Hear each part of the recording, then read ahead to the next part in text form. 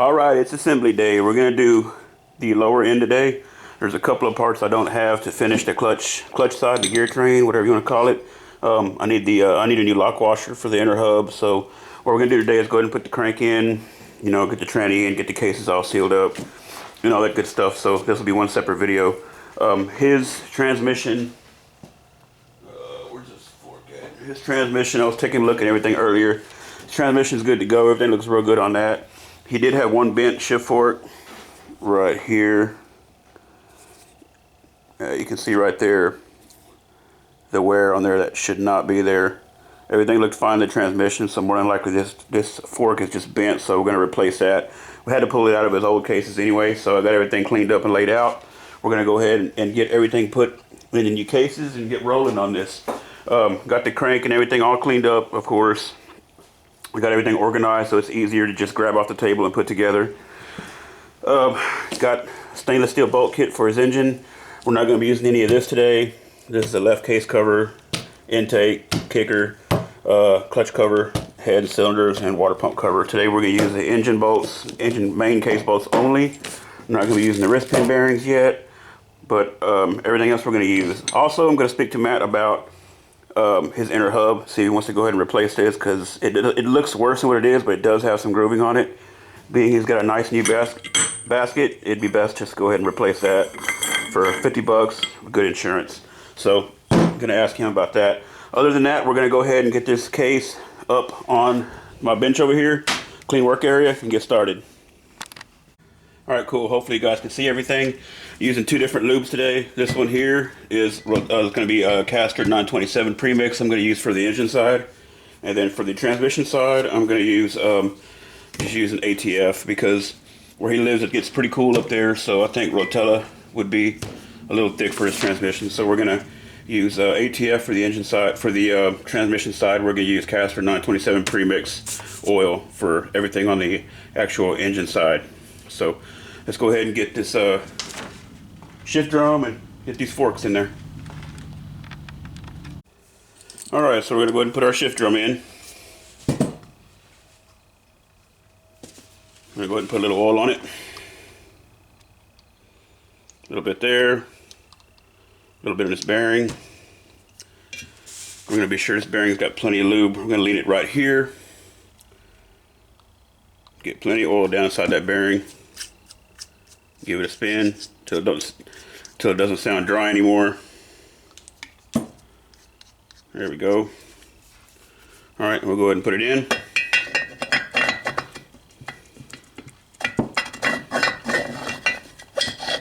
Just like that. Then we're going to start with our rear shift forks. All right, so now we'll go ahead and get our shift forks put back in there.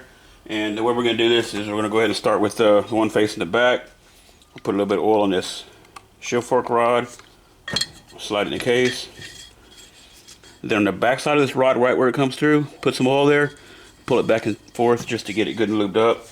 And then you're going to have a 2GU fork, number 1, closest to the clutch side, with the 2GU facing out towards you. We're going to put, oh, I'm way too close. Well, as far as I can get back. We're going to put a little oil in here. And then we're going to align it with this groove here on the drum. Groove closest to you. And sometimes these can be a little tough to get through there. They have to be in that drum just right. So we'll put a little bit more oil on this end. And then we'll have another 2GU. Same part number, but then actually it's a number 2. And the number 1 and number 2 faces away from you. So then we're going to go like that, put a little oil in there, put this one in this groove, and then that one went right through there. That's good. Okay, we're gonna stop right there.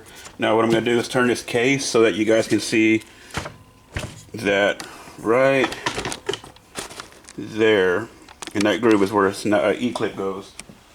So we're gonna take one of our E-clips and just a pair of needle nose. And we'll leave that shaft out far enough that we have room to work. We'll reach in there, put our clip on.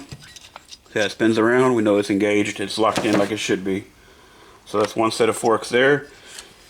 Turn it back this way, and we're going to install the front for it. Same thing with it. We're going to put a little oil in the fork shaft, slide it into the case like that, put a little oil on the backside, pull it through. Now it slides nice and smoothly.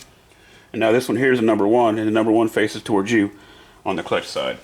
So same thing, a little bit of oil, align it in the middle groove on the drum, and give it a little wiggle. It's got to be just right.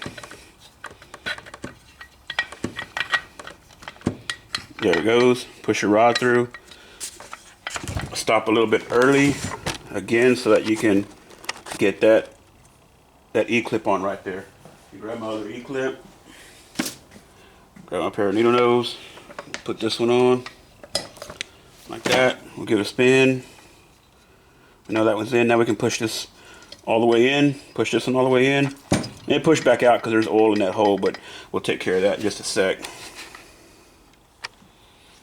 Alright, now we're going to put on the detent arm and the spring, so let me get you guys a different angle. Okay, next we're going to put on our shift drum retainer. This bracket right here. Be sure that when you put it on, these tapered holes are facing out, the bowl shape, whatever you want to call it, concaved. And your bolts are also tapered. You need to use these bolts that go right in there, and they fit flush. See there? So when you put these two on, we're going to do Loctite on them. Loctite is our friend. So I'm going to put some Loctite on here. Some of you guys that are just checking my videos out and y'all are wondering, I wonder why this dude wears gloves sometimes and sometimes not the other. Usually whenever I'm putting a motor together, I don't like to wear gloves because I can feel if something's not clean or something like that. So that's my reasoning behind it. Well, I may have to run to town, fellas. I think I'm out of Loctite. I had a big container. I misplaced it and bought this the other day. Yep, I got enough out of it to get this done. Okay, so then we're going to put this in. Make sure you have a good shot. Just like this here. And this drum has to be positioned just right. It's too far in right now. There. See how it fell right into place? There's a groove there that this sits in. And I know you can't see. There's a groove right in this drum that this bracket sits in. When it's in correctly, when you pull out on the drum, the bracket will move with it. See there? Alright, now we're going to put one of our bolts in here. See if I can get that started.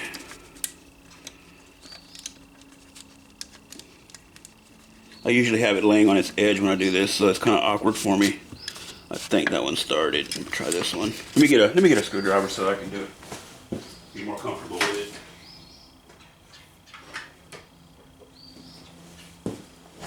it. Alright, let's see here.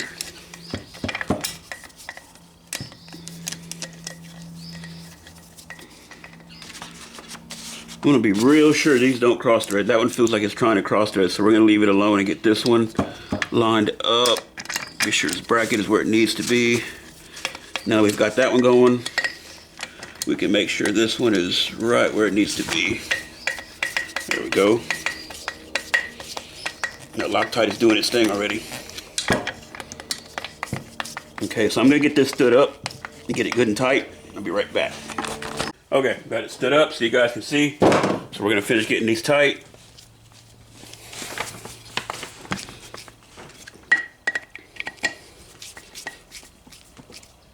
And then I'm going to snug them with an impact driver. Give them 1 or 2 good licks. We'll be sure they don't come out. It's good.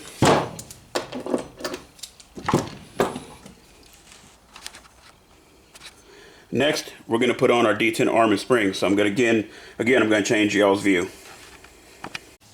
All right, now we're going to install the detent arm and spring. The way it goes, you have a spring in your arm. You set it together just like that. And when you're done, this little arm right here is going to latch inside the case in there. You'll have to push that in there, but it'll go. So here's how this goes. Just like this. Roller side faces out. It doesn't go this way, that's upside down. It goes this way. You can actually tell a lot of times by a wear mark right here where the bolt was. So we're going to go ahead and set that in. Kind of situate the spring where it'll halfway stay on its own. And this is something else I always do with the case standing on its side, but we'll get it done. A little bit of Loctite in the bolt. I had just enough left. After this, if I need any more, I'm gonna have to run to town before I continue. Now, you can get that bolt started like that, but don't tighten it down unless it's going willingly, because it's not gonna be lined up yet. See how it stopped there? So now what I'm gonna do is kind of get this arm down where it needs to be. Like,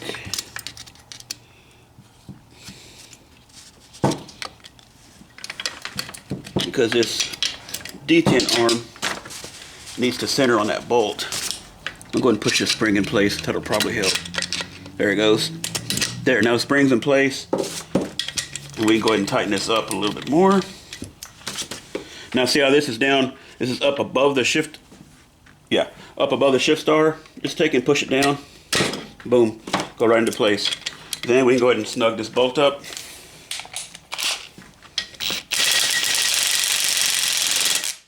That, we're going to be sure that this is in the right spot. Make sure it moves. Let's see. Yep, that's good there. Now I'm going to just take and check it with a ratchet to be sure that it's tight. I don't want to over tighten it, so.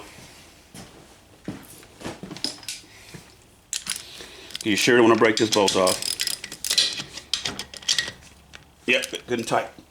Okay, so now we got that good to go. And now this is what gives you your shift feel, your click, click, click. See, if you were to try to turn this drum now, it's not going to happen because it's locked in gear.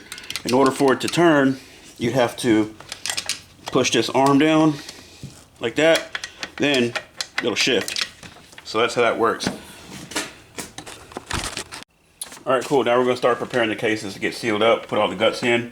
Before I drop all of my internals in, always be sure I put sealant on top half and the bottom half of the cases. So we're going to do that now.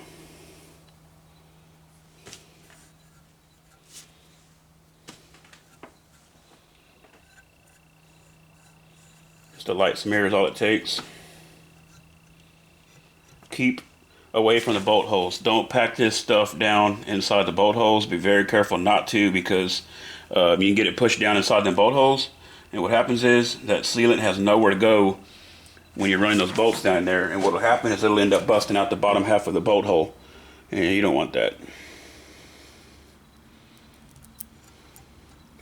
So like I said, just try to be careful around the bolt holes. Move you guys up a little bit. You know what, I'm just gonna flip the case around. So now you want to be sure that you put some, now remember this is the top half of the case, put some around this seal saddle right here where the seal is going to sit. Help seal that seal from anything passing by the outside of it, plus it'll help hold it in place while you're assembling. And I like to just dab this down.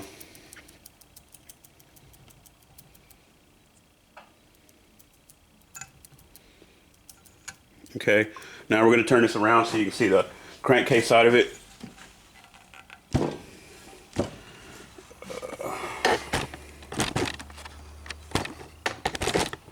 And you can use like a small paintbrush, works real good for this, but I don't know where mine's at. I usually do use one sometimes, but a lot of times I'm just just go for it.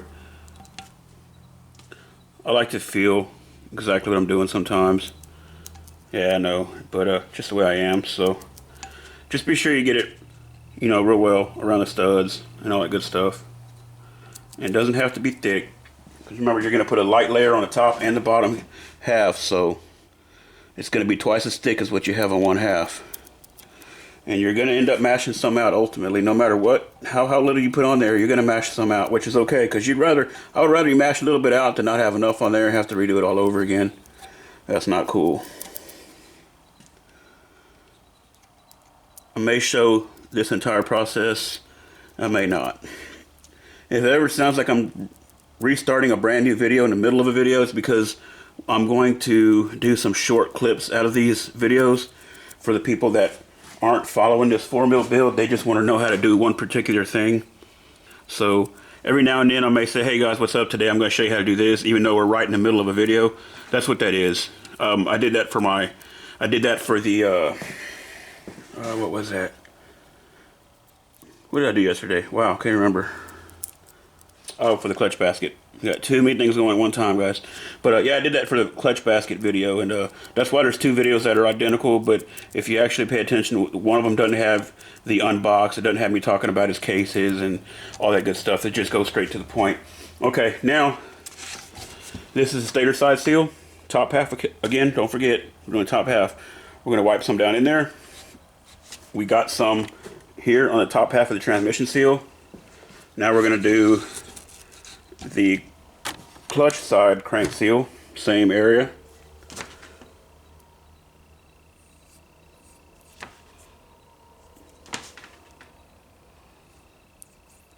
We want it down in that groove also where that seal sits down in that groove, so just kind of mash it down in there real good.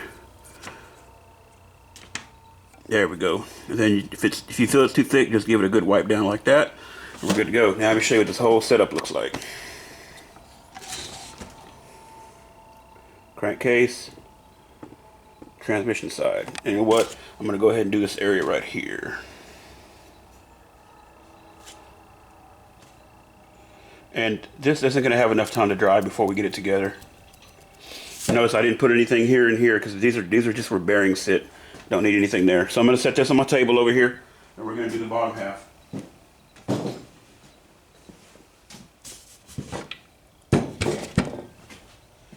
Okay, now we have the bottom half here. And it's just way easier to put the sealant on now rather than working around the transmission and working around the crankshaft and all that good stuff. So that's why we do it like this.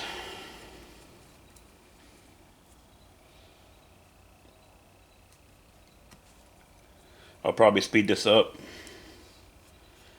right about now.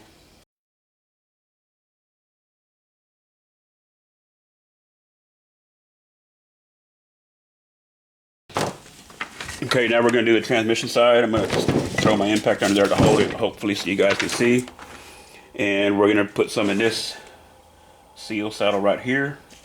This transmission seal saddle, just on the outside. You don't need it where the bearings at. And then we're going to continue to just put it around all the mating areas. Again, keeping away from those bolt holes.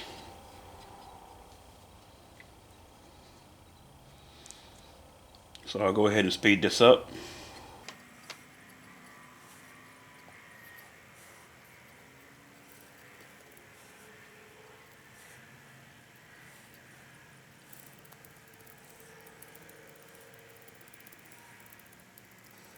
Alright, and back to regular real time. Okay, so now I'm going to go ahead and wipe my finger off here to get this gunk off my hands. We're going to situate these cases where I can set everything in there, and we're going to get on with it. Alright, now we'll go ahead and set our tranny in place. So we have a small C-clip here, large one here, and a large one here. So then we'll set it in, and I'm going to see if I can do this around the camera. Just line up the shift forks, and it'll drop right into place. And be sure that your bearings are lined up with your C-clip. This needs to come out a little bit. There we go. And that one's right in place. So there's the output shaft. Now we're going to set in the input shaft. Same deal. I'm going to be sure our fork lines up. Just give it a spin.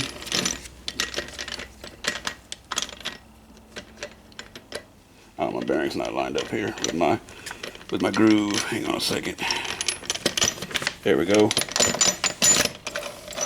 And now that's all good to go. Now I'm going to go ahead and put a little bit of oil on there before we put the crank in it.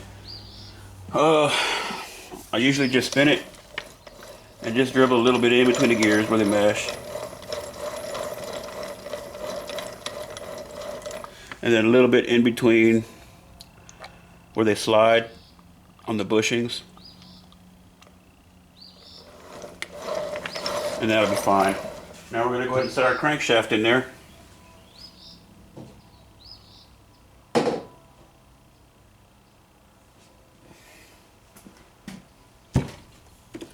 And we're just gonna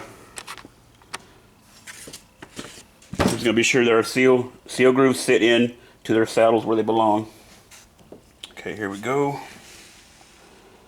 Try not to make a mess out of the sealant. That seal went right in where it belongs. And I usually spin this crank so that the rods will rest on the transmission. If I can get it to there. Now they're not resting on the case. So now the crank is in there and ready to go. Now I'm going to put a little bit of pre-lube of castor on the bearings and all that good stuff. I already did this before on the bench. That's why the bench was over the table over there was a little oily. I don't know if y'all noticed or not. But I'm going to put a little bit more in here just want to be careful not to get it all over the sealant. I'm going to dribble some down between the bearing and the webs. And then on this rod here, in the opening in the rod. And this bearing over here. And that'll be good to go. We actually have a little bit of oil pooling in the bottom of the crankcase already, so I want to put much more than that. So okay, now we're going to put our top case half on. Then we're going to have to grab some bolts and bolt her together. So let me grab the top case half and get y'all in a different position. Alright, a little bit different view than y'all normally have. But be sure this seal is pushed all the way in, which it is. Be sure your bar side crank seal over here, your clutch side crank seal is pushed all the way against the bearing.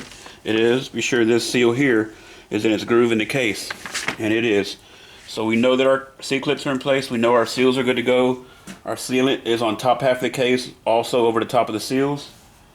So we are ready to drop the top case half on. And I've got my stainless bolt kit laying right there, ready to go. So we're gonna go ahead and drop this on and try not to make too much of a mess.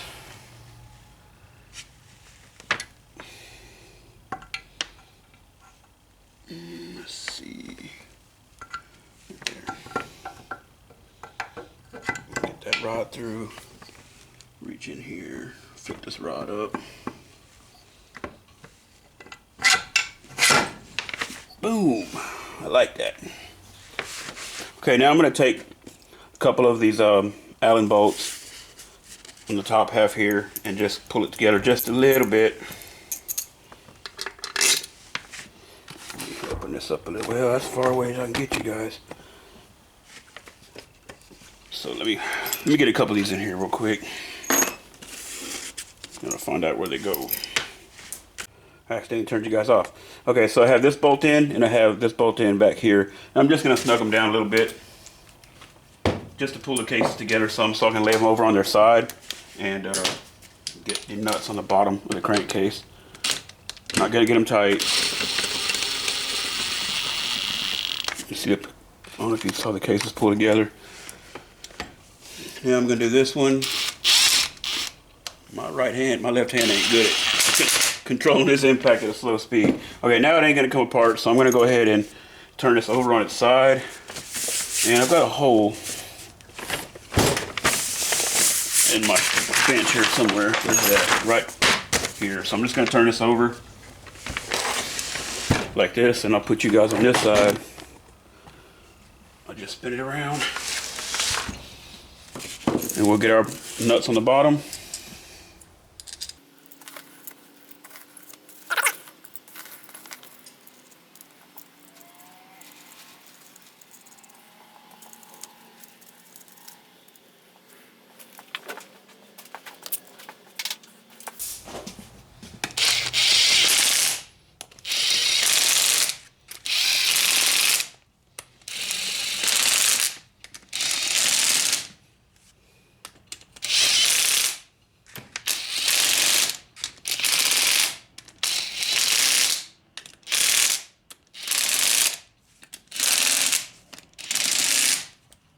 Now we'll torque them to 22 pounds.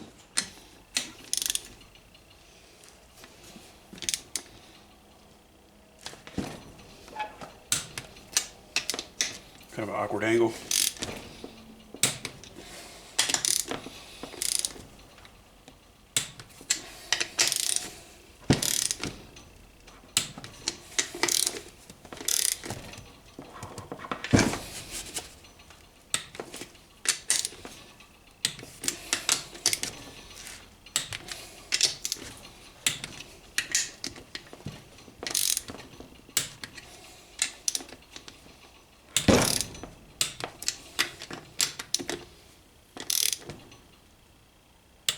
There we go.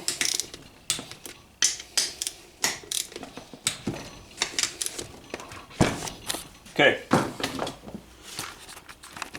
All right, now we're just going to find out where all the rest of these go.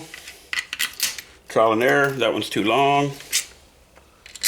That one's good. This long one goes here. That's too long.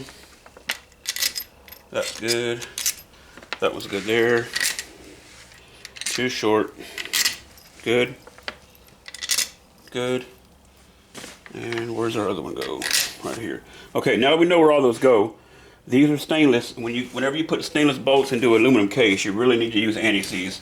So now I'm just gonna, now that I know where they go, I'm gonna pull them out one at a time, and I'm just gonna put a little anti-seize on each one and slide it back in, so that we don't have to worry about these galling up on us when we take them back out. So I'm gonna do this and I'll be back. Okay, got all those coated with anti-seize, so I'm gonna run them in now, just till they stop. I'm not gonna put this one in yet because this one here holds the clutch arm.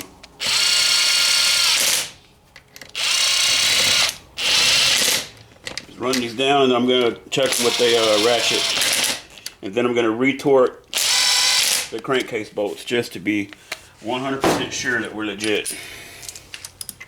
So I'm going to check this one, and if you can see where I'm pulling, which you can't, these don't have to be real tight. I'm just grabbing the ratchet right here, and that's all I'm putting on. I think they call for like 7 pounds. That's all. And if you keep putting that same amount on them, and you go around and around and around, eventually they'll be tight, they just won't turn anymore. So that's all I'm going to do is keep going around here, see? Now they're good.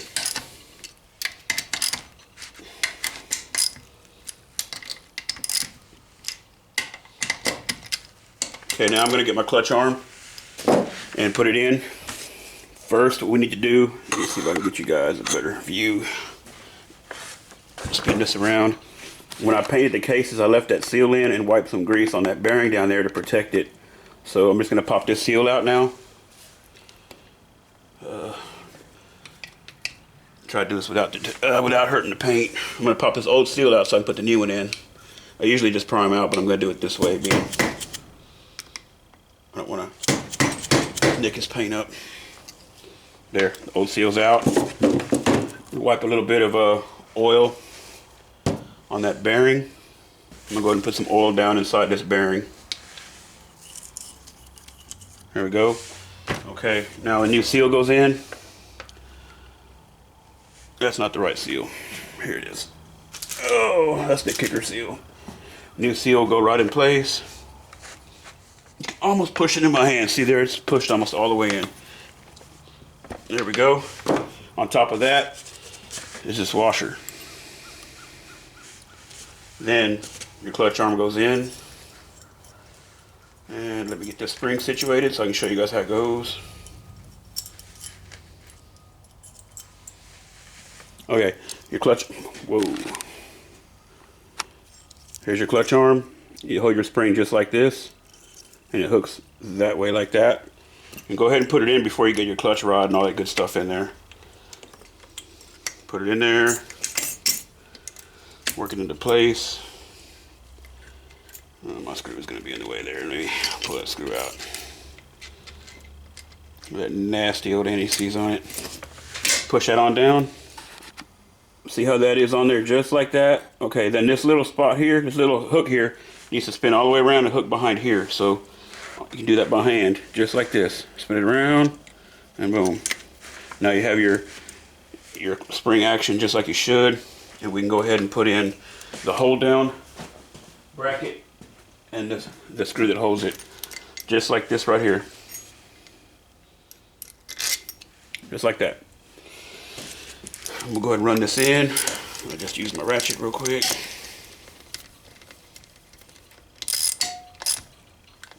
Okay, I'm going to back out. I'm just going to go ahead and check over all these one more time before I flip it and check that crankcase again.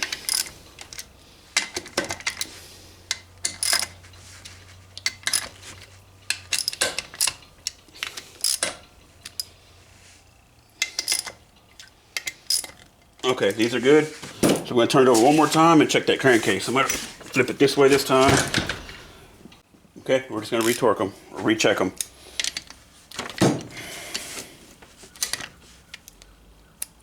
Here we go. Good. Good.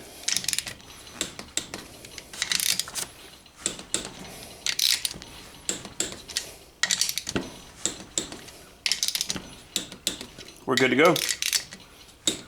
Sweet. Always turn your torque wrench down when you're done with it. Zero it out. Okay. Let me change positions here and get you guys a better shot of this motor. Well, all right, there she is. Lower end is ready to go. Next video will be on putting on a stator, flywheel, putting on all this good stator, flywheel, putting on all this good stuff on this side. Let me turn it around here a little bit.